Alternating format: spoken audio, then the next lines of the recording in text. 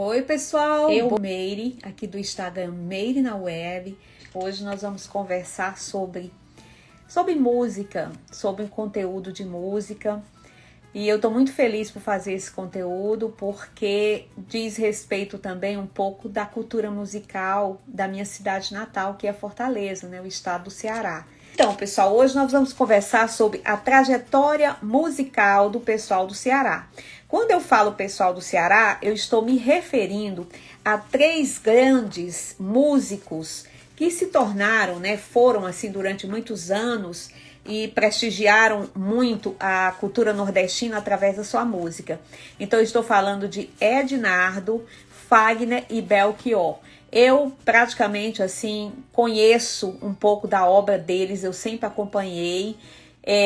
Tenho lido muito a respeito, livros, mas hoje eu vou trazer um convidado muito especial, que ele é criador e apresentador do Cinema Falado na Rádio Executiva FM na cidade de Goiânia.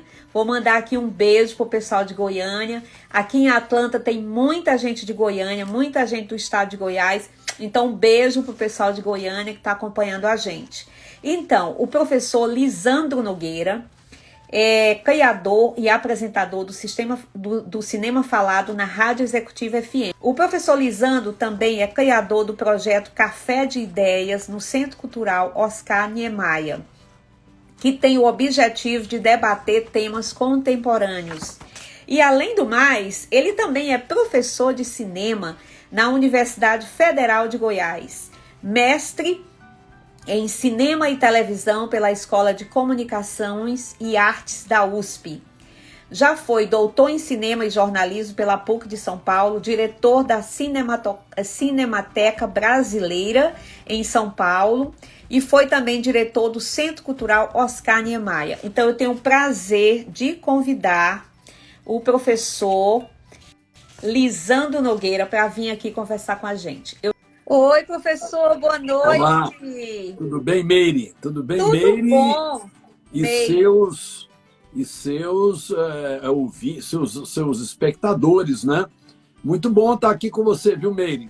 Vamos embora fazer uma conversa boa sobre música, né? Hoje nosso papo sobre música. Sobre música, sobre esse pessoal do Ceará, né? Que a gente tanto quer ouvir falar mais, que deixou uma música tão presente. Professor, eu gostaria de lhe agradecer, tá? Por ter aceitado o meu convite de estar aqui no Meire na Web. E a gente tem, assim, feito muito conteúdo, mas eu precisava de trazer alguém que conhecesse mais sobre música e sobre cinema. Eu amo cinema, tanto brasileiro quanto cinema internacional. Eu gosto muito, sou uma cinéfila. E eu tenho, assim, um prazer da gente bater esse papo. Vai ser um bate-papo sobre música, mas a gente também pode lhe fazer algumas perguntas com relação ao cinema. Tá combinado assim? À vontade, lógico. Tá bom? Sem dúvida, na Então, hora.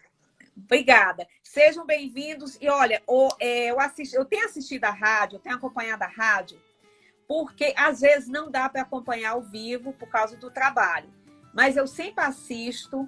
E assim, as dicas de cinema, as dicas de filme, as séries do Netflix, eu assim amo, porque algumas que eu ainda não assistia, eu já fico sabendo que são indicadas pelo senhor. Então eu digo, tá ótimo, então eu já vou começar a ver e acompanhar. Tem alguma dica de filme essa semana assim que a gente pode ver? Dá uma diquinha rápida antes da gente entrar? Não, lógico, sem dúvida. Vou até antecipar aqui para os seus espectadores, do seu Instagram. Nós vamos... eu vou comentar um filme que ganhou o Festival de Cannes, que está na plataforma Belas Artes à la carte, que essa plataforma é muito boa, chama Belas Artes à la carte, que é de cinema. A gente chamava antigamente de cinema de arte, mas na verdade sobre cinema instigante. Tá lá, é o filme The Square, é um filme da Suécia, ganhou o Festival de Cannes. Esse filme, para mim, ele sintetiza o que nós estamos vivendo hoje no mundo. Os impasses que nós estamos vivendo no mundo, que ele trata, por exemplo, do politicamente correto, ele trata a extrema agressividade das pessoas hoje, E ele trata da internet, da aparência, do que significa ser no mundo da internet, do Instagram aqui, ó, do YouTube. Certo, O que certo. significa esse filme? E ele é um filme de humor. Ele é um filme de humor. The Square, né, o quadrado, é um filme de Certo. humor. O Square aí quer dizer que cada um hoje vive no seu quadrado, no seu condomínio, ou vai para o shopping ali fechado, ou mora Certo. numa periferia onde quem manda é o crime organizado, e ali você também tem um quadrado claramente delimitado. Então nós vivemos num mundo de tribos, né, de quadrados. E o filme faz uma crítica dura a esse impasse que é a guerra entre quem tem dinheiro, quem não tem, que é a história de um diretor de um museu, e ele perde o celular. E ele perde o celular, e a partir do momento que ele perde o celular, acontece uma série de coisas com ele, como acontece e pode acontecer com todos nós, Claro. que é perder um celular hoje, a centralidade do celular. Então, o The Square é o filme que eu já indico aí, na plataforma Amei, Belas já, Artes à la carte, que eu vou comentar no final de semana, do Cinema Falado. Eu já vou anotar aqui, eu passo também para o pessoal que está me acompanhando, eu passo depois a indicação para que a gente possa assistir. Agradeço demais a dica. E eu já acho interessante, porque o senhor levantou um ponto muito importante. A gente realmente vive nesse quadrado, né? E a gente praticamente vive em função dessa coisa da rede social. Hoje em dia é tudo através do telefone, todas as informações, e a gente acaba não enxergando muito além do quadrado. Então, eu adorei a dica. Fica aí, tá, pessoal? A dica do filme dado pelo professor Lisandro Nogueira. Vamos lá, professor. Vamos começar a falar do Ednardo primeiro? Vamos. Porque naquela época, né, de 1970, surgiram aqueles jovens ligados à arte, principalmente à música, e que ansiavam, né, por mudanças de cena cultural, se reunir em movimentos conhecidos, e eles ficaram conhecidos como o pessoal do Ceará. Eram muitos, mas eu coloquei aqui nessa live apenas Ednardo, Fagner e Belchior. Então, assim, o que a gente pode começar a falar sobre essa turma? Olha, a primeira coisa é falar do contexto da época anos 60, 70. Primeiro, voltar ao interior do Brasil nessa época. Interior do Brasil nessa época, muita gente não sabe, mas Belchior, Ednardo, Caetano Veloso, Gilberto Gil, vários, não é? Eles surgem num contexto, o Belchior, por exemplo, onde nas cidades do interior do Brasil, nos anos 50, 60, tinha muito seminário, tinha muita educação religiosa, tinha as missões, igual tinha as missões dos caputinos, dos capuchinhos lá no interior do Nordeste, que o Belchior fez parte, ele foi para o seminário desses capuchinhos.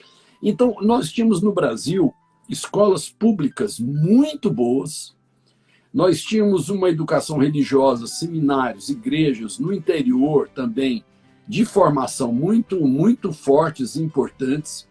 Então, nós tínhamos um contexto também do início da indústria cultural, das gravadoras, por exemplo, que eram fortíssimas, e o surgimento da televisão nos anos 60. Tudo isso criou um contexto que fez com que surgisse esses compositores da MPB.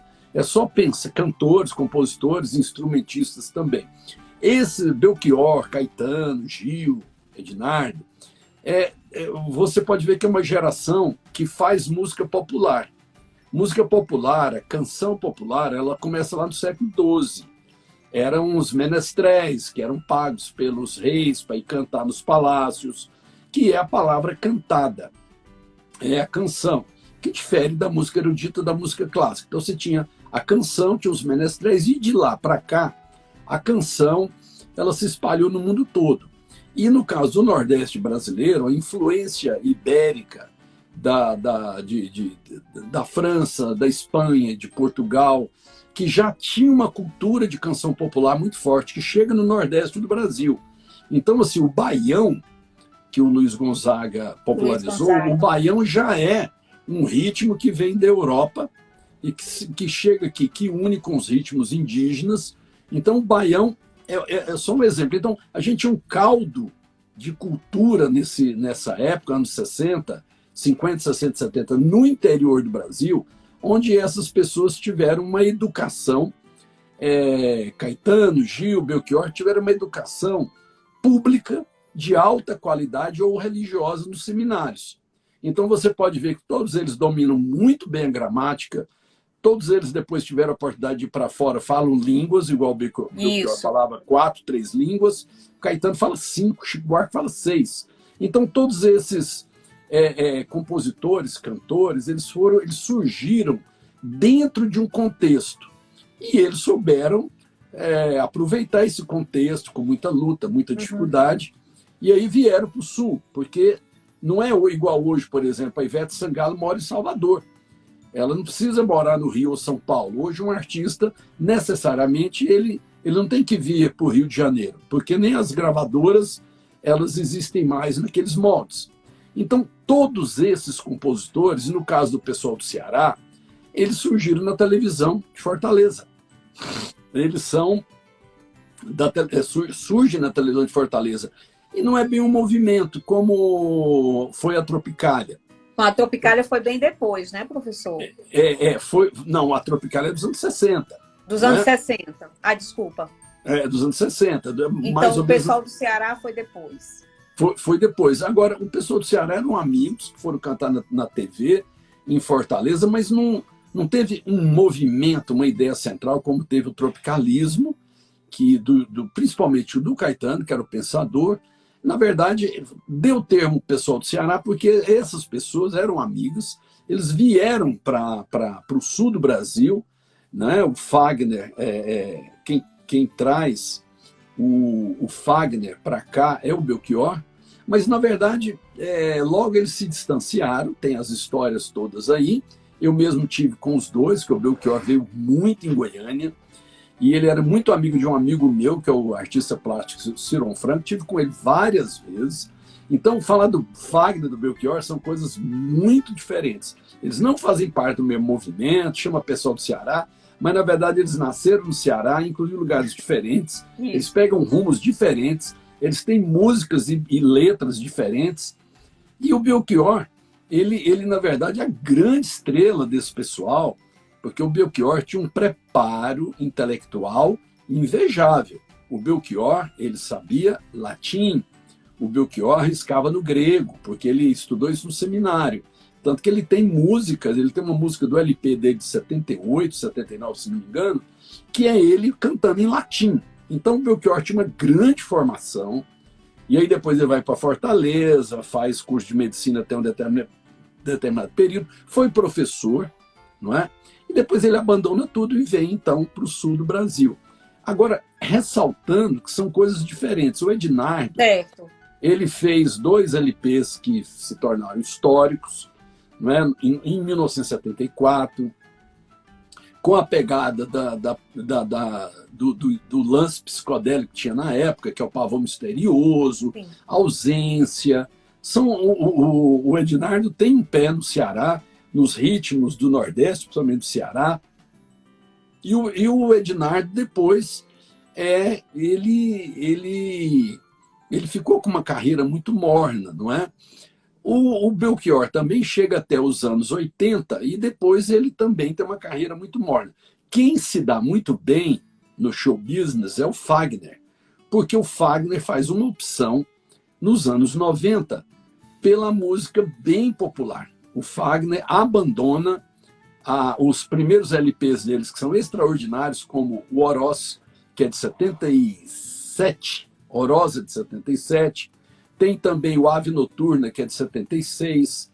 Então, Fagner, até também o Beleza, que é de 1980, de 84 em diante, o Fagner, ele fica muito amigo do pessoal, Sullivan e Massadas, e ele resolve que ele quer ser um cantor, como o Roberto Carlos falou para ele uma vez, Fagner, você tem que ser um cantor popular, Fagner.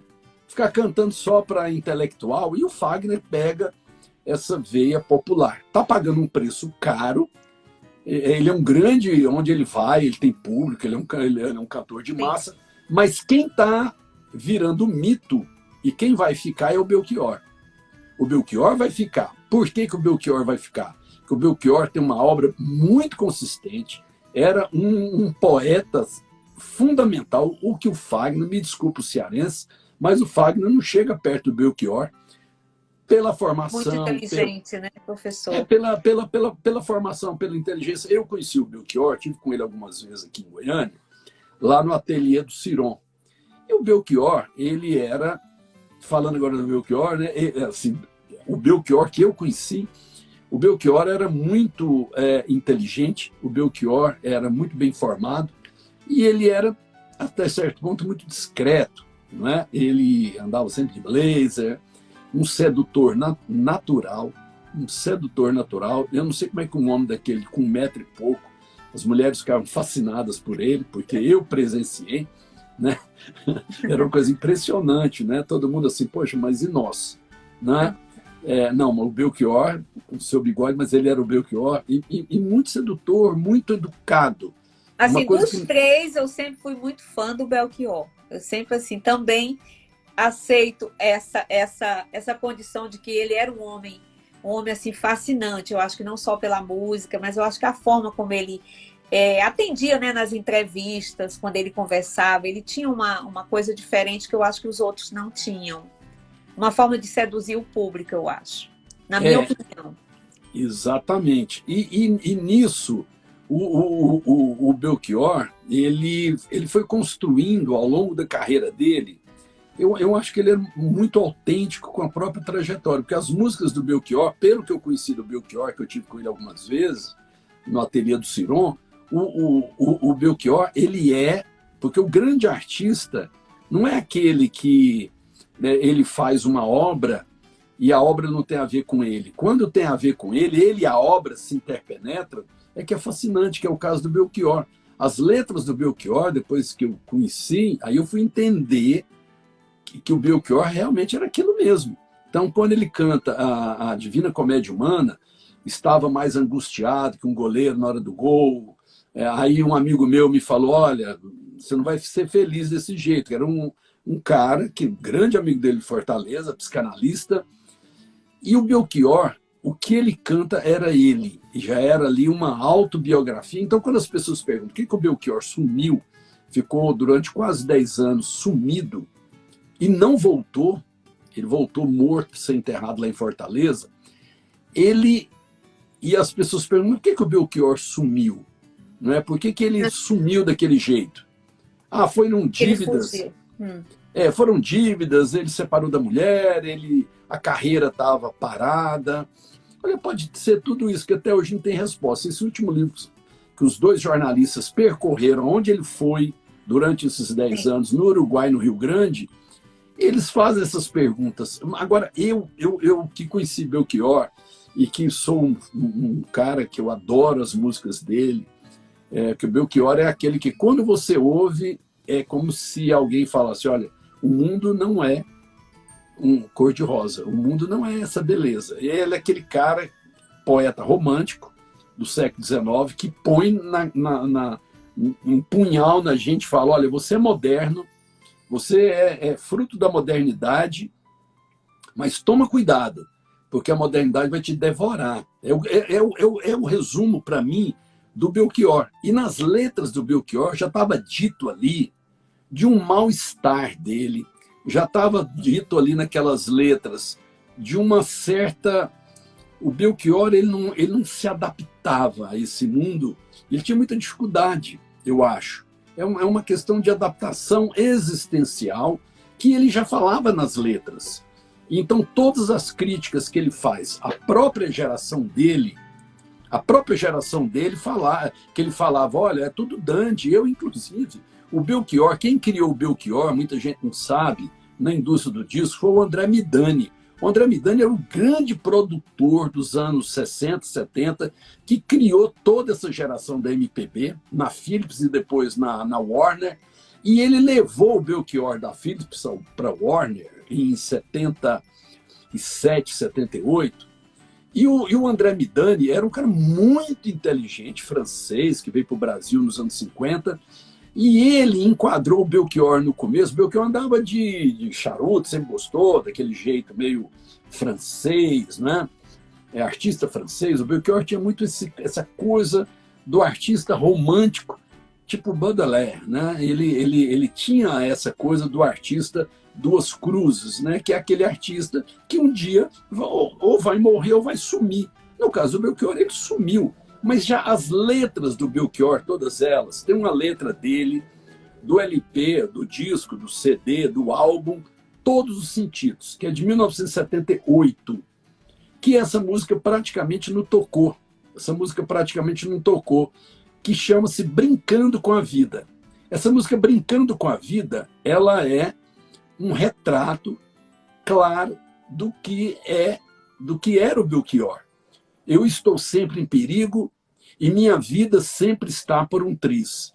Eu vejo correr uma estrela no céu e eu digo, Deus te guie, relação, amanhã serei feliz. E lá num determinado momento ele fala do bang, do clique, do gatilho, como é que a pessoa existencialmente está perto do suicídio a qualquer momento. Ele era um poeta romântico. Então, todas as letras do Belchior já falavam que um dia ia acontecer alguma coisa com ele, como aconteceu. Ele sumiu. O Belchior sumiu. A Chevrolet, essa empresa americana de automóveis, quis comprar o Belchior, que foi uma das piores merdas que eu já vi no Brasil. A TV Globo, em 2009, foi lá, pôs uma repórter chamada Sônia Bride para ir atrás do Belchior no Uruguai, uma das coisas mais absurdas. Sim, eu acho que eu lembro dessa reportagem. O Belchior já estava no interior do Uruguai, com a mulher dele, na dele. Ele sumiu, ele não queria saber. E essa Sônia Bride, com a TV Globo, foi lá encher o saco do Belchior. Depois a Chevrolet queria comprar o Belchior, falando, ó, nós vamos pagar todas as suas dívidas e você volta como grande cara fazendo show no Brasil inteiro. E aí, Chevrolet traz Belchior de volta. O Belchior era um cara tão correto com ele mesmo, era um cara tão sério com ele mesmo, que ele falou para a Chevrolet, olha, não quero.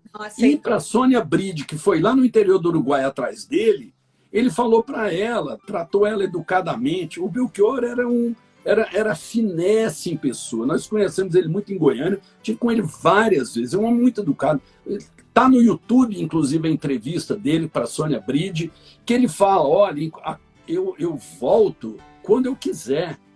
A qualquer momento eu posso voltar, mas no momento eu estou traduzindo minha obra para a língua espanhola, no momento eu estou vivendo isso aqui, mando um abraço para meus filhos, para meus fãs, tranquilo. Mas a mídia, num determinado momento... Não aceitava, né, professor? Não aceitava. E os dois jornalistas da revista Época, que fizeram uma matéria sensacionalista sobre o sumiço dele, quando ele aparece em Porto Alegre, que estava vivendo, inclusive dormiu em bar de ponte, vivia de favor, não é?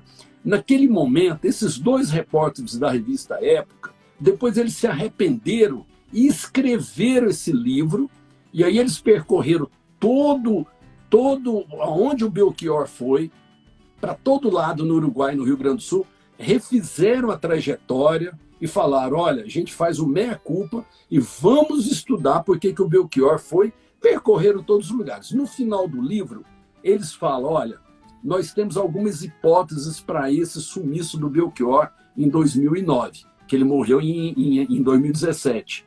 Aí eles lançam todas as hipóteses. A minha é que Belchior era um poeta romântico do século XIX, que nas letras dele já tinha um mal-estar, já tinha uma dificuldade de adaptação. Eu não acho que foi porque a carreira dele ficou morna, porque o Belchior, se ninguém sabe, o Belchior chegava a fazer 15 shows por mês antes de sumir. O Belchior, o empresário dele falou isso, olha, o Belchior, ele falou para eu parar de vender o show dele, mas o Belchior, ele vendia, lógico, ele não estava no centro da mídia, mas o Belchior já anunciava na obra dele o que ele era, um grande poeta romântico, com mal-estar profundo com esse mundo, que ele denunciava o tempo inteiro. Aí a gente pode pegar as letras como alucinação. A gente pode pegar uma letra como... que é desse disco Todos os Sentidos também, não é Medo de Avião, essas que fizeram sucesso. São outras, Conheço o Meu Lugar, que é do disco de 1980, Conheço o Meu Lugar. Ali está dito o que ia acontecer com Belchior. Conheço o meu lugar. Então esse mal-estar muito grande dele, e ele foi coerente o tempo inteiro com o sumiço dele. Quando o Belchior some, que a mídia faz aquele escarcéu, querendo trazer ele na marra, empresas querendo patrocinar, pagar as dívidas dele, mas para ele vir. E todo mundo falou, não, ele sumiu, isso é uma jogada de marketing, que é muito comum hoje em dia. Sociedade do marketing, da imagem. Então, hoje em dia tem muito isso em rede social, os influencers... Mas não era o caso dele, né, professor? Porque ele era um intelectual da música, né? Então, talvez essa coisa da mídia não interessasse para ele. E ele, inclusive, ele não gostava dessa coisa diferenciada. Não, Belchior, que a senhora falou, ele é intelectual, ele não gostava. O Belchior, ele tinha uma... Eu me lembro da gente conversar com ele aqui no ateliê do Cirão Franco, e o Belchior, ele tinha um fascínio enorme pelos prazeres da vida. O charuto, o bom vinho, a arte da conversação. O Belchior era um leitor do Stendhal, do século XIX. O Belchior era leitor dos grandes poetas, era louco pelo Sousa Andrade. O Belchior era louco por Carlos Drummond. Ele adorava essas conversas todas, o charuto, o vinho e as mulheres. Então, não, esse negócio estão perguntando, eu não vejo depressão, angústia muito forte. No livro, inclusive, ele estava muito bem andando a ermo pelo interior do Uruguai. Não era uma depressão, uma angústia, porque a angústia ele já tinha destilado nas canções. O Belchior, mesmo, nas letras. Né? Ele não estava, como dizer, ele não estava mal. Quando ele estava nessa casa em Cruz Alta, no Rio Grande do Sul, onde ele morreu, que ele teve um cara que era fã dele, emprestou a casa. A mulher dele talvez fosse um pouco mais problemática, essa que ele andou com ela, chamada Edna, não é? Mas eles dentro da característica de Belchior, das letras dele, a gente nota, ele estava vivendo a vida dele. O problema é que o modo de vida que nós criamos, moderno, que a gente quer enquadrar as pessoas, eu vou lembrar de um livro aqui, do Coetzee, que é o sul-africano que ganhou o prêmio Nobel. Esqueci o nome do livro, meu Jesus. Eu vou lembrar, A Desonra. O Desonra. No Desonra, tem uma descrição de um cara que está andando na rua, na África do Sul, que ele olha para os mendigos, ele fala para o outro, fala, mas esses caras aqui andando, olha, vivendo desse jeito. Aí o cara fala assim, não, mas eles estão vivendo, porque eles estão vivendo os sentidos da vida.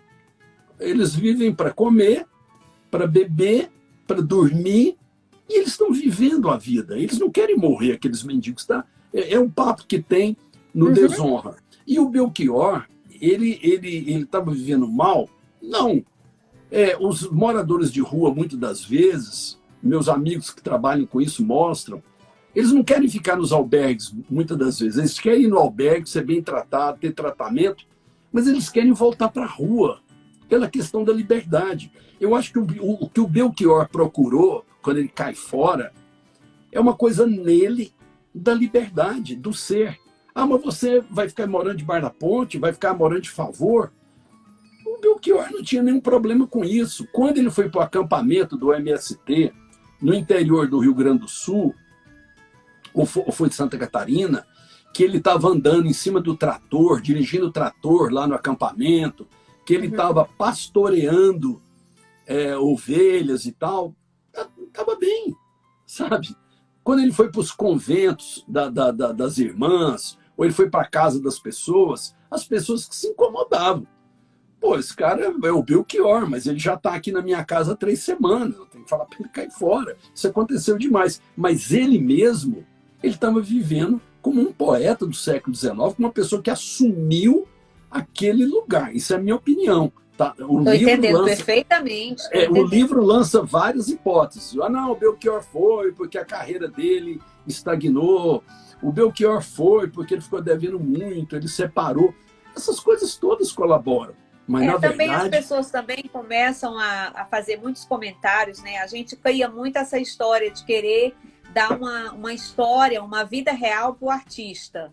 Né? Então, cada um dá uma opinião diferente, eu acho. Eu concordo plenamente que ele era uma pessoa feliz, ele estava feliz. Se ele não queria voltar, ele talvez já tivesse cumprido, né, o que ele queria fazer pela música.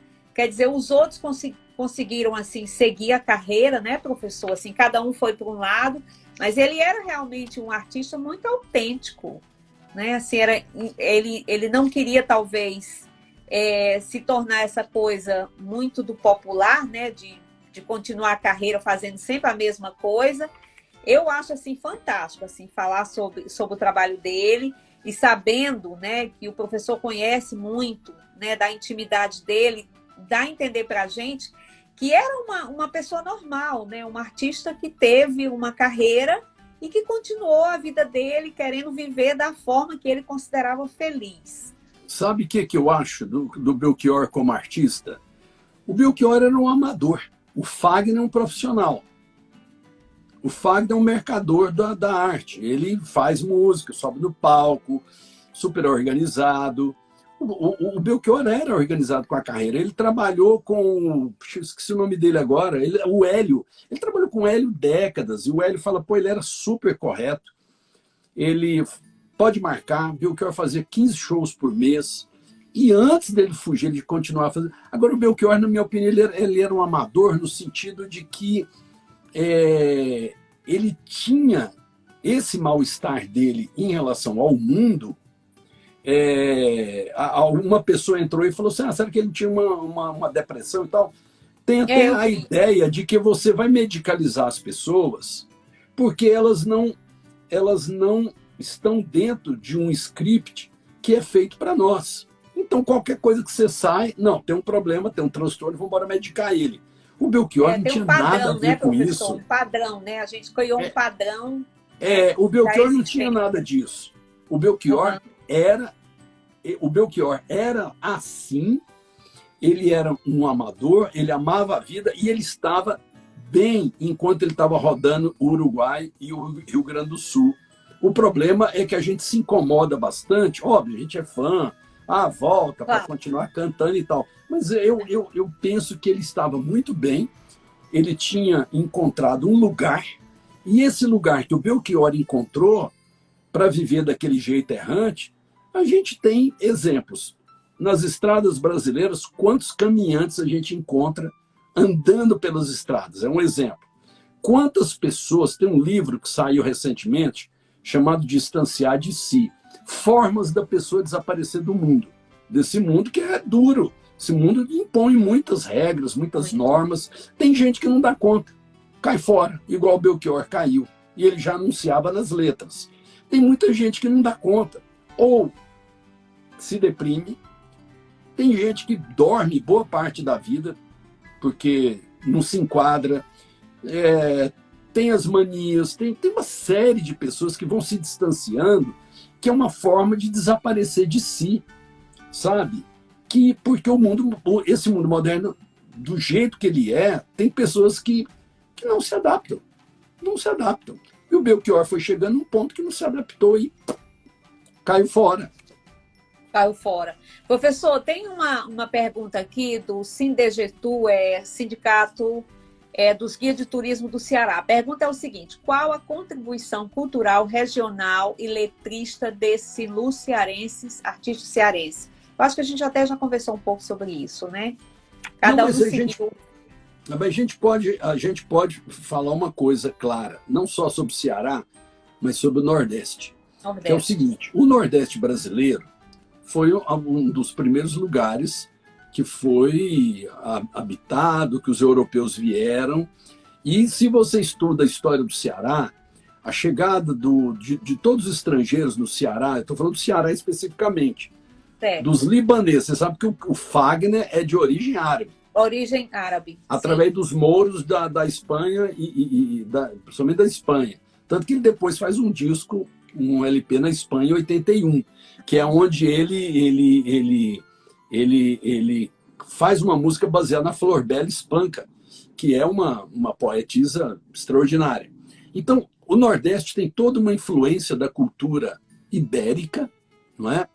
Aí várias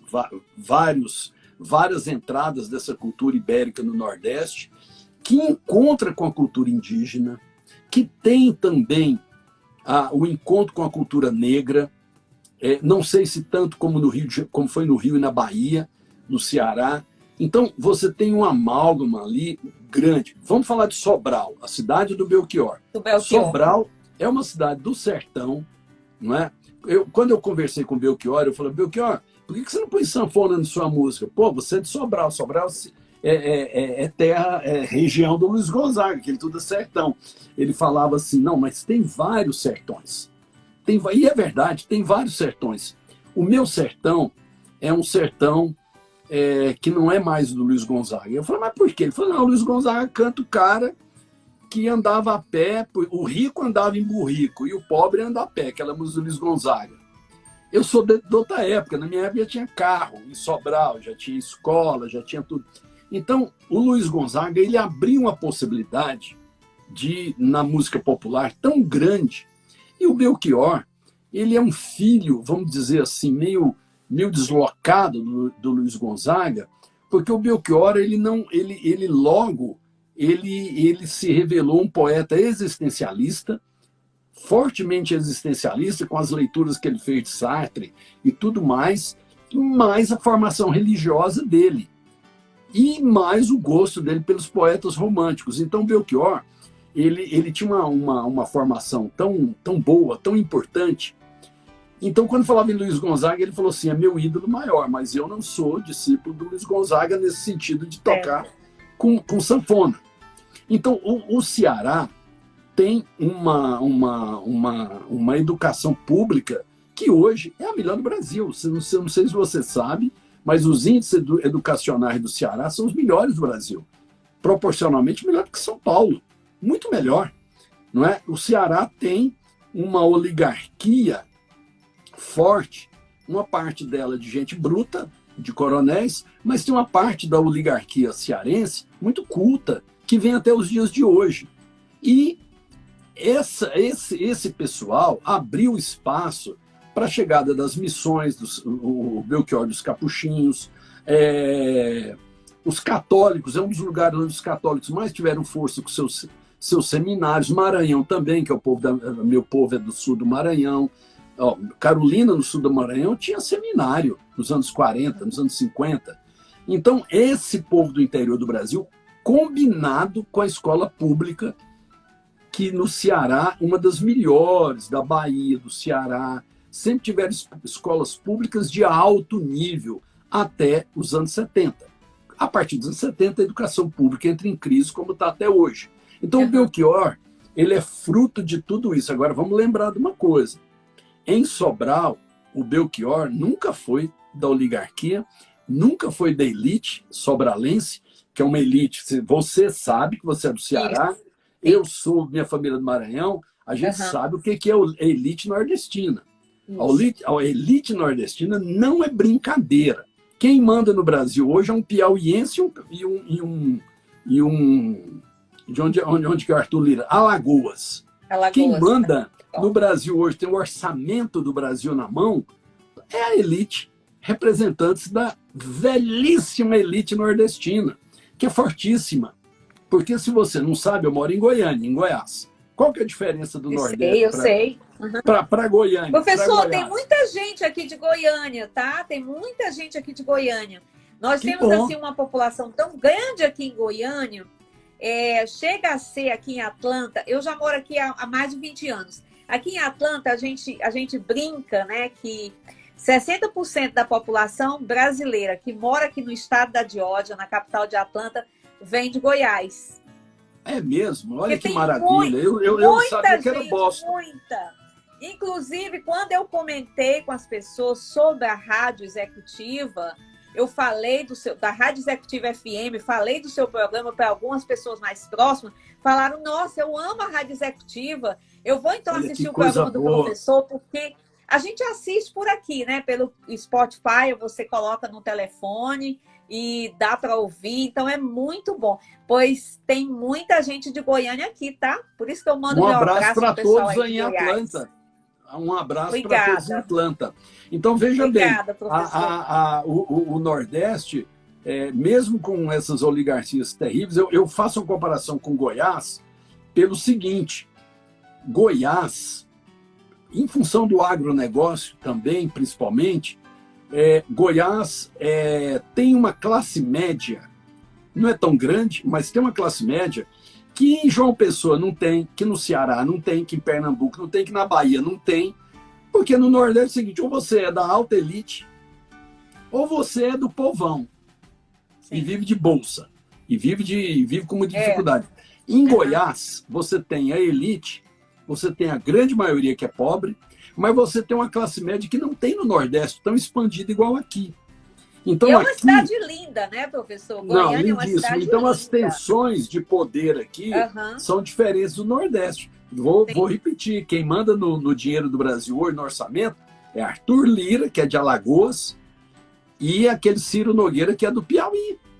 Então, quando o Belchior nunca foi da elite Sobral, o Belchior nunca foi da oligarquia, mas o Belchior, ele teve uma coisa para ele surgir: primeiro, a igreja. Segundo, a formação da escola pública. E aí ele vai para Fortaleza fazer medicina e ele presta concurso para ter bolsa, que o Belchior não tinha dinheiro. O Belchior não teve família para bancar. Quando ele fala, esses casos de família e de dinheiro, eu nunca entendi bem. Veloso, que ele está falando do Caetano Veloso. Veloso, o sol não é tão bonito para quem vem do norte e vai viver na rua. Mesmo quando ele vem para o Rio de Janeiro, ele vai morar na Lapa, no Rio, e ele come o pão que o diabo amassou. Quem dá a moral para o Belchior no Rio é Luiz Essa, que era um grande pianista, um dos caras que dá a maior moral para o Belchior no começo. Depois o Belchior batalha. O Belchior chegou no Rio em 71. Ele vem começar a gravar o primeiro disco em 74, com a Palo Seco. Se você vier me perguntar por onde andei, no tempo em que você sonhava, que é falando dos Beatles, de olhos abertos lhe direi, amigo, eu me desesperava. Olha aí, ele já falando quem que ele é. Eu me desesperava. Sei que assim pensando, pensas que esse desespero é moda em 76. Olha quem já Belchior se anunciava.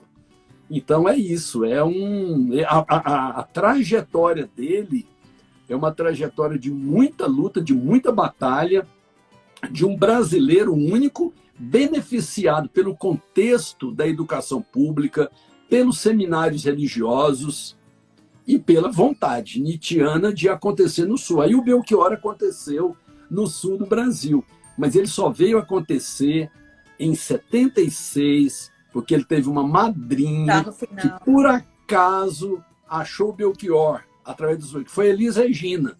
A Elis Regina grava o Belchior no Falso Brilhante, e aí o André Midani acha o Belchior, que é o grande produtor da MPB nos anos 70 e 60, e contrata o Belchior na Philips. Ele grava Alucinação, que é um dos melhores álbuns de todos os tempos da música brasileira. Quem faz os arranjos é o Ricardo Silveira, que eu conheci o Ricardo. O Ricardo falou, olha, chegou lá ele com as músicas, e eu falei, vamos dar uma roupagem um pouco pop para suas músicas? E ele, Belchior, lembrou do Luiz Gonzaga e falou assim, põe uma sanfona aí. Você pode ver que a sanfona aparece no Alucinação de 76 em vários momentos. E ali o Belchior explodiu. Elis Regina e ele mesmo. Aí ele começou, e aí o André Midani, como grande produtor, investiu no Belchior, levou ele para o Warner, que é uma gravadora, na época o André foi para lá, e ele virou o Belchior. Mas as pessoas lá, o Belchior depois dos anos 80, 90, ele nunca mais foi o mesmo, né? Nunca mais fez sucesso e tal. Ele não tinha essa preocupação. Exatamente. Porque ele tinha um repertório de 20 músicas que ele cantava em qualquer lugar. Ele dava 15 shows por mês. O Belchior ganhava de 50 a 80 mil por mês só de direito autoral. Porque não tinha esse negócio de dinheiro no final, ficou devendo mesmo. Mas o Ficou problema meio dele não estranho. era dinheiro. É, Não era o estou dinheiro. entendendo. É. Quer dizer, foi muito colocada essa questão, né, da dívida, né, de ficar, não pagar pensão. Talvez não tivesse nada a ver, né? O que ele queria mesmo era viver a vida dele. E a obra dele é fantástica.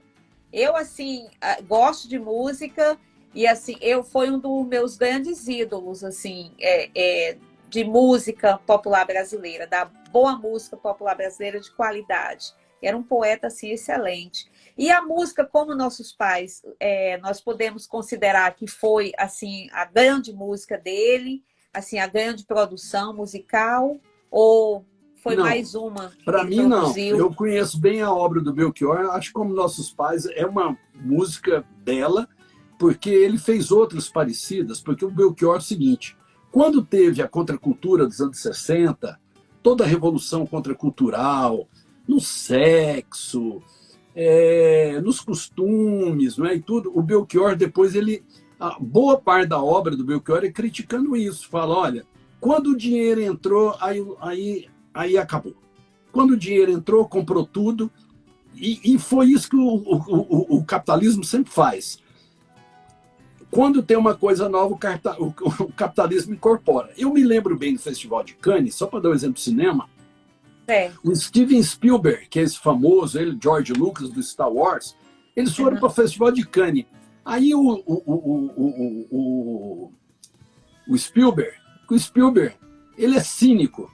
O George Lucas é cínico do Star Wars. Aí eles falaram em pleno Festival de Cannes, falou, não, a gente adora o cinema de arte, porque a gente pega alguma coisa e leva para o cinema comum, para o cinema clássico, para a gente reciclar os nossos filmes. O que é Star Wars, que não é a reciclagem dos velhos gêneros de Hollywood misturado com novos efeitos especiais?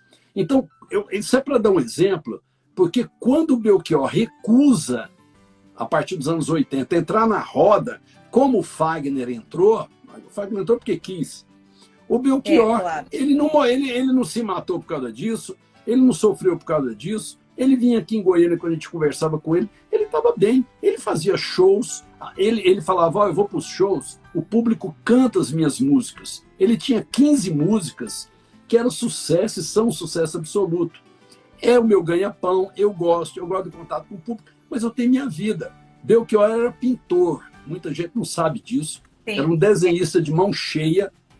Desenhista, era poeta, desenhista, letrista, pintor, né? E, professor, ele largou a faculdade no 4º ano, né, de medicina. E cantava canto gregoriano, ele falava latim, falava grego. O cara era muito bom e teve essa trajetória. Que eu considero maravilhosa. Da pintura dele, assim, de trabalhos de pintura, de desenhos. Ele, um tempo antes de 2009, ele esteve num hotel onde o Caetano Veloso estava hospedado lá em São Paulo, e ele foi levar as pinturas dele, ele pintando caricaturas do Carlos Drummond, ele gostava muito de caricatura. O Caetano Veloso, é só entrar no Google e colocar Caetano Veloso escreve sobre Belchior. Tá? Ele escreveu no Estado de São Paulo esse texto, Caetano Veloso. O Caetano Veloso, de uma forma um pouco irônica, um pouco de acerto de contas, que quando o pessoal do Ceará, você que é do Ceará, Miriam, o pessoal do Ceará surgiu, eles ironizavam muito os baianos, tanto que está nas letras do Belchior, ironia. E o Caetano Veloso tem uma resposta muito boa desse texto, que ele fala o seguinte, olha, quando nós tropicalistas surgimos, eu e o Gil, a gente louvava a tradição. Samba canção dos anos 50, a bossa nova, e depois a gente fez uma coisa moderna, colocamos a guitarra na música popular, que é o tropicalismo. Eles elogiaram o Roberto Carlos ainda nos anos 60, eles fizeram uma música que era uma mistura de tudo, e os Novos Baianos, do Moraes Moreira, Baby Consuelo também, mas eles falavam, a gente nunca deixou de louvar o passado, e cantar a bossa nova, falar que Tom Jobim é o maioral, que João Gilberto é o pai de todo mundo, que criou um estilo diferente. E o Belchior fala, mas os cearenses não. Quando eles chegaram, eles, tipo assim, nós vamos reinventar a roda. Vamos começar do zero. Eu não sei se é coisa de cearense, se cearense é metido a esse ponto, mas eles começam, inclusive o Belchior começava show ironizando o tropicalismo, que o Caetano tinha uma música chamada Irene, que ele fez para a irmã dele, aí ele, a Irene vai vindo, vai igual, mas depois o Belchior sacou e ele vai atrás do Caetano Veloso, eles conversam bastante, tá tudo no texto aí na internet. Tá bom, e o Caetano Veloso fala, o poeta Belchior vai permanecer porque ele tem uma obra, ele tem poesia, ele tem letras extraordinárias. E é isso que mantém o Belchior. Olha, Miriam, eu dou aula para jovens e muitas das vezes pai chega em mim, quando já chegou, fala assim, olha, o que você acha que meu filho deve ouvir? Eu falo, Belchior, de cara, Belchior, que é romântico. E eu falo, olha, a melhor coisa que você pode fazer no Brasil hoje, que o Brasil está de cabeça para baixo, do jeito que está, é ouvir o Belchior. É ouvir o disco dele, Todos os Sentidos, de 78, que pouca gente ouviu, que é extraordinário. É ouvir o disco dele de 80, que tem comentários a respeito de John. E em todos eles ele faz uma crítica à ideia de que os revolucionários dos anos 60, o capitalismo tomou conta deles. E ele, não como nossos pais, ele fala, alguém que ficou em casa guardando seu vil metal. De quem que ele está falando? De quem que ele está falando? Quem me deu uma ideia de uma nova consciência e juventude está em casa, guardado por Deus, guardando seu vil metal. Roberto Carlos, que foi o cara que mais se vendeu para a indústria, para o capitalismo, foi o Roberto Carlos. E o Belchior vai todo, até perto dele morrer, no disco Melodrama, de 88, que é um disco maravilhoso. Foi o último disco dele, professor? O de 88? Melodrama, de 88. Não, depois ele fez um que ele fala de todas as músicas dele, que foi o filho do Rogério Duprat, que gravou, um maestro, que é de 98, onde ele revê a obra dele com arranjos extraordinários. 98, 2000... Não, em 96 ele fez um álbum chamado Vício Elegante, que todo mundo deveria ouvir. O Vício Elegante está aí nas plataformas, Spotify, onde ele canta os outros compositores. Vício Elegante, que é de 96. Aí depois disso, eu acho que é 99 o último álbum dele. Certamente é o último álbum. Muito interessante, muita coisa boa. Foi tanto conhecimento aqui, está todo mundo aqui muito feliz com a sua explicação. Vamos falar um pouco da Rádio Executiva, para a gente poder falar aqui para as pessoas? Como é que é o seu programa? A Rádio Executiva é do grupo Jaime Câmara, que é um grupo que foi criado em 1933 aqui em Goiás. A Rádio Executiva é um dos veículos mais novos, eu acho, deles. É de 85 para cá. É uma rádio muito enraizada, é uma rádio corajosa, porque ela toca jazz, ela toca MPB. E eu tenho um programa lá que chama Cinema Falado. Vamos falar do Cinema Falado, professor, para encerrar esse bate-papo maravilhoso? Vamos embora. E o Cinema Falado? Quando você começou a fazer? Eu comecei há 7 anos atrás. É um amigo meu que é diretor lá até hoje, que é o Rafael. Eu tinha voltado de São Paulo e ele falou, Lisandro, vamos fazer um programa aqui de cinema. E eu comecei a fazer um programa de 15 minutos, que era um programa muito chato, porque era um programa quase acadêmico, assim, de 15 minutos, eu comentando. E realmente hoje eu ouço os primeiros programas de Cinema Falado, 2015 até 2016, eram muito chatos. Tocava uma música, um papo, porque eu não sabia também fazer programa de rádio. Eu aprendi fazendo. E aí, o Cinema Falado, a partir de 2017, ainda meia hora. Aí, a partir de 2018, até pela fase nova da minha vida, que eu resolvi...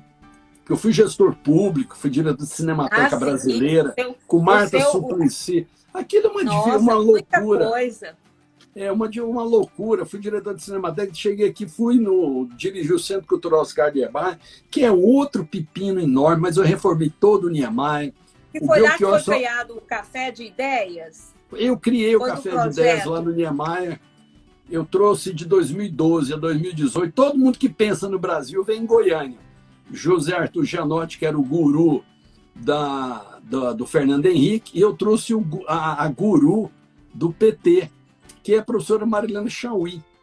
Porque todo mundo fala, poxa, mas esse governo aí é tucano. Eu falei, eu vou trazer a ideóloga do PT. Aí nós trouxemos Marilena Chauí, que é uma pessoa muito legal. A Marilena teve aí todos. Esse Leandro Carnal, que está fazendo sucesso aí, ele veio aqui por R$1.000. Ele era só um professor da Unicamp. Acho que, não, eu estou sendo cruel. A gente pagou uns 5 mil para ele na época, que era o que a gente tinha.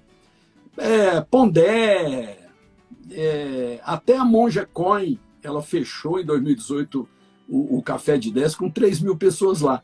E reformou e tal. Então, esse período, quando eu larguei isso, que eu voltei de novo para dar aula na pós, na graduação, aí veio esse convite do Cinema Falado. E o Cinema Falado, a partir de 2018, passou para 1 hora. Aí virou um programa para mim muito bom, muito divertido, porque eu faço ele com o maior prazer. Eu amo, tá? Olha, a Fabiana Ribeiro tá falando aqui, Cinema Falado é top. Eu não perco um, tá, professor? Eu amo. Inclusive, eu gosto porque, assim, as dicas, né, as dicas do filme, a música, a história, o bate-papo, é muito interessante. Gente, assistam lá na Rádio Executiva FM, Cinema Falado com o professor Lisandro Nogueira. E, professor, a ideia do Cinema Falado, então, foi sua? Assim, foi um projeto seu? Foi minha e do Rafael Veiga, que é músico, diretor da rádio. Ela é na Rádio Executiva 4, ela é músico. Eu gosto muito de música. E aí eu fui aprendendo a fazer e tive um editor de som que está comigo até hoje, que é o Luiz Sukita. O Luiz Sukita é budista, ele não fala. Sukita, E ele é um profissional que está lá na empresa há 30 e tantos anos, sabe tudo de uma mesa de som, porque um programa de rádio... Um abraço, olha, tem uma pessoa falando aí, rádio dizendo que é diferencial numa cidade de reino sertanejo. Eu, na verdade, eu tenho o maior orgulho de fazer esse programa, sabe por quê, Meire? Eu vou falar para o seu pessoal aí. Fala. É o seguinte, a menina acabou de falar aí, onde reino sertanejo. Onde reino sertanejo, a gente toca Ella Fitzgerald, Billie Holiday, Belchior e até Roberto Carlos. Então, assim, eu acho que as pessoas não conhecem bem Goiânia. Eu conheço bem Goiânia. Goiânia hoje é uma cidade cosmopolita. O interior de Goiás, não. O interior é predominantemente sertanejo. Mas Goiânia hoje é uma cidade cosmopolita que tem uma pegada de rock extraordinária. O Caetano Veloso, só para dar uma ideia, vai dar show em Goiânia daqui a 2 meses. Todos os 2.500 ingressos vendidos. Estão tentando que o Caetano Veloso dê mais jogo. Então tem, hoje, Goiânia, como qualquer grande cidade, é uma cidade cosmopolita. Então cabe ter o Cinema Falado. Eu acho que o Ibope lá é 30 mil pessoas por minuto, a audiência, que toca as grandes divas do jazz, que é Ella Fitzgerald. Eu tenho o maior orgulho de falar isso, Meire. A gente toca Ella Fitzgerald, Billie Holiday. Jazz. Isso. Olha, professor, eu queria dizer o seguinte, foi um prazer enorme. A gente Obrigado. Tem um tempo aqui no Instagram. Eu fico, assim, muito feliz, tá? De o senhor ter aceitado o convite. Eu vou continuar recomendando o Cinema Falado, vou continuar assistindo, vou falar para o meu pessoal de Goiânia, o pessoal daqui, para lhe acompanhar. E eu gostaria de agradecer imensamente, eu não tenho palavras. Nós tivemos aqui uma aula, um bate-papo, um papo cabeça, vamos dizer assim, onde a gente conversou várias coisas, as pessoas tomaram conhecimento, né, de um pouco da obra do Belchior. Eu sou super fã. Para mim, ele foi assim, um dos grandes criadores da música brasileira de qualidade que eu gosto. Então, olha, essa live vai ficar gravada, professor, mas eu gostaria de ficar aqui à disposição. Quando quiser voltar aqui e falar sobre cinema, qualquer coisa, nós vamos assim agradecer muito. Obrigado pelo convite. Você está em Atlanta, nos Estados Unidos, que maravilha. Um abraço para todos os goianos, todos os brasileiros que estão em Atlanta. Então, aliás, tem uma música do Chico Buarque que chama Iracema, que é baseado no José de Alencar, que ele fala de uma moça que vai para os Estados Unidos. Iracema voou, foi para a América. É, muito bonita essa música do Chico Buarque. Então, eu agradeço muito a você, seu pessoal, e um abraço para todos. Muito obrigado.